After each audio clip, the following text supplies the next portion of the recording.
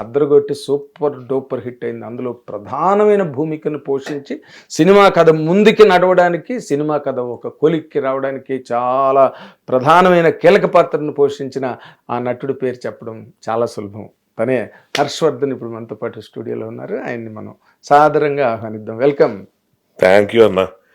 అసలు ఏంటి ఆ ప్రవాహం, అసలు కుక్క తిప్పకుండా 2 1 2 2 2 4 వెళ్ళిపోతుంది. అసలు ఆ భాష పటిమ కానీ, ఆ కాన్ఫిడెన్స్ కానీ, ఆ ఫ్లో కానీ ఎన్నిసార్లు చూసినా కొత్త. చాలా సంతోషంగా ఉందన్న. నాకు ముఖ్యంగా చాలా సంతోషంగా, ఎందుకంటే నిన్ను చిన్నప్పటి నుంచి చూసిన వాడిగా మధ్యలో నేను పోల్చుకోలేకపోయాను, కానీ ఆ తర్వాత మళ్ళీ నువ్వు గుర్తు చేసిన తర్వాత అవన్నీ గుర్తు చేసుకుంటే ఇప్పుడు ఈ రోజున అంటే సినిమా పరిశ్రమ ఎంత గొప్పదంటే ఎక్కడో ఎవరో ఎప్పుడో తెలిసిన వాళ్ళు కూడా అనుకోకుండా సినిమా ఇండస్ట్రీలోకి రావడం, వాళ్ళని ఇలాగా ఒక మంచి సమున్నత స్థానానికి రావడం, వాళ్ళని ఇంటర్వ్యూ చేసే అవకాశం రావడం, ఇవన్నీ చాలా గ్రేటెస్ట్ మూమెంట్స్ ఇన్ లైఫ్. 200%. నాకు ఎలా అంటే ప్రసాద్ నేను అక్కడ బాగా రెగ్యులర్ తిరుగుతుండేవాళ్ళం, మీ తమ్ముడు. అవును.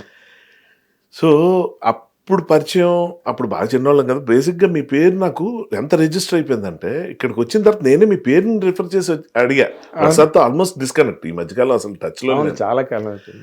అడిగి మీరు పలానా కదా అని అడిగితే జ్యోతిచిత్ర అన్న పేరు ఎప్పుడైతే వచ్చిందో ఇంకా నా నాగలేక అడిగా, నాగేంద్ర కుమార్ గారు అంటే ఓ పేరు మ్యాచ్ మీరేనా అని అడిగితే అవును ఎవరు మనం ఏంటి గుర్తుపెట్టారంటే అప్పుడు నేను చెప్తే యూ ఫెల్ వెరీ హ్యాపీ. అసలు నేను ఇంకా హ్యాపీ, అసలు భలే అనిపించింది. ఆ పేరు అప్పుడే రిజిస్టర్ అయిపోయింది నాకు. ఇప్పుడు వెనక్కి వెళితే ఆ మూమెంట్స్ అన్నీ చాలా ఎంత గొప్పగా ఉన్నాయంటే, నీ అమృతం సీరియల్ వచ్చిన టైము అక్కడ ఎక్కడికి వెళ్ళకుండా అక్కడ అలా టీవీ దగ్గర కూర్చుని ఫ్యామిలీతో పాటు చూసి ఎంజాయ్ చేసిన ఆ డేసు, తర్వాత నువ్వు మనం సినిమాకి రాసి మనం అంత పెద్ద హిట్ అయ్యి సాక్షాత్తు చిరంజీవి గారే స్టేజ్ మీద అందరి గురించి చెప్తూ ఆయన మళ్ళీ సడన్గా గుర్తు తెచ్చుకుని ఇంత గొప్ప డైలాగులు రాశాడు హర్ష అని చెప్పి మళ్ళీ గుర్తు చేసుకుని నిన్ను చెప్పడం, అది నేను గుర్తు చేసుకుంటే నాకు నిజంగా చిన్న ప్రపంచం కదా. అక్కడెక్కడో ఊర్లో విడిపోయి ఇక్కడ సంబంధం లేకుండా ఆ అభిమానం కంటిన్యూ అవుతూ తర్వాత పేర్లు తెలుసుకొని ఓహో పలానా అని మంచి సినిమాటిక్ రిలేషన్.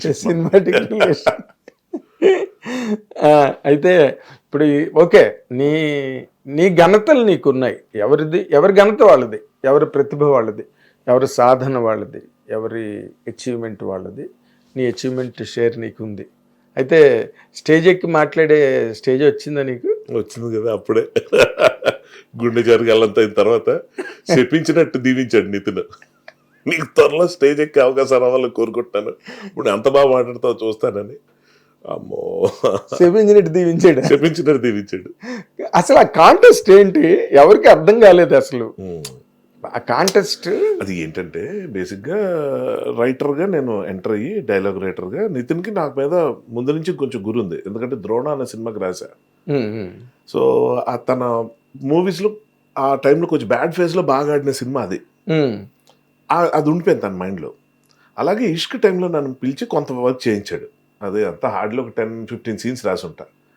విక్రమ్కి నితిన్కి ఇద్దరికి మంచి అభిప్రాయం ఏర్పడిపోయి నెక్స్ట్ మూవీ నీకు ఇస్తాం అన్నారు. సో ఆ విధంగా గుండెజారి వచ్చింది, హీరో తరపు నుంచి గుండెజారి గలంతైంది, డైరెక్టర్ నుంచి మనం వచ్చింది.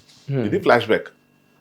సో గుండెజారి గలంతైంది వచ్చిన తర్వాత కథని మొత్తం ట్రీట్ చేసి స్క్రీన్ ప్లే రాసి డైలాగ్స్ రాసి అంతా చాలా ఫెంటాస్టిక్ ఎంకరేజ్మెంట్. నాకు నితిన్ లేకపోతే, సపోర్ట్ లేకపోతే 1% కూడా ముందుకెళ్ళేది కాదు.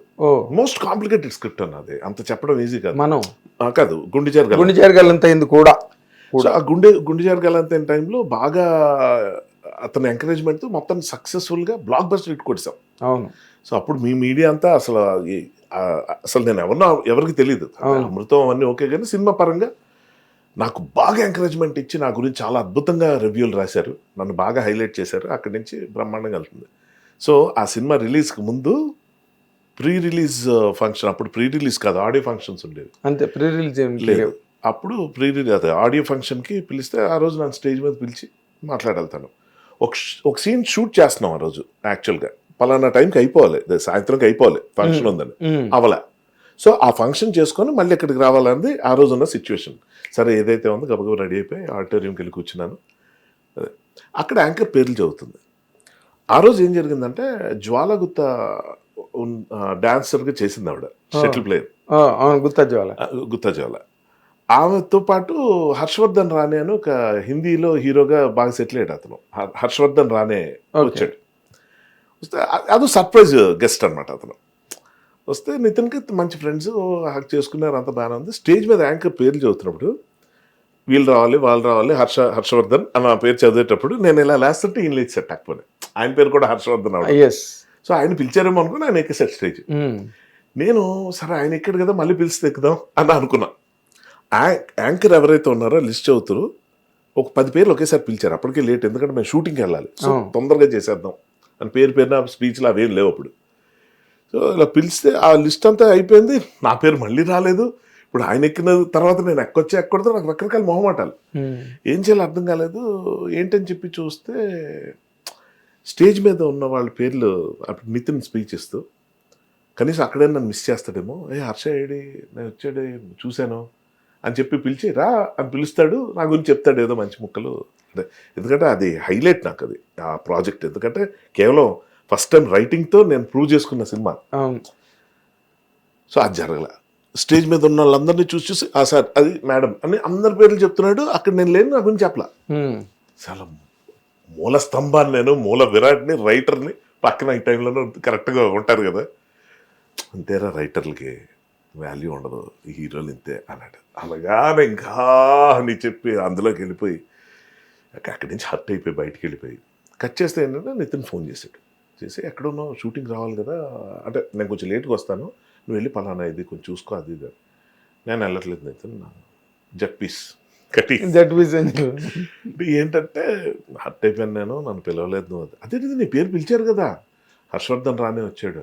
అతనా ఓకే, మరి నువ్వు రావాలి కదా అంటే యాంకర్ యాంకర్గా తెలుస్తుంది. మనం ఇచ్చిన లిస్టులో హర్షవర్ధన్ అంటే పాప అతను అదే పేరు కాబట్టి వచ్చేసి ఉంటాడు. వచ్చి అదే అది నువ్వు అర్థం చేసుకోలేదు, నీ సినిమా కదా నీకు తెలియదా, నువ్వు రావా. అదే ఇంకా కమల్ హాసన్ బయటకు వచ్చి పర్ఫామ్ చేస్తుంటే సరే నువ్వు లొకేషన్ రా ముందు తర్వాత మాట్లాడదు. లొకేషన్కి నేనేం ఎక్స్పెక్ట్ చేశానంటే అక్కడికి వెళ్తే అందరి గురించి సారీ చెప్తాడులే అని చెప్పి వెళ్ళి నిల్చుంటే అప్పుడు మొదలు పెట్టాడు.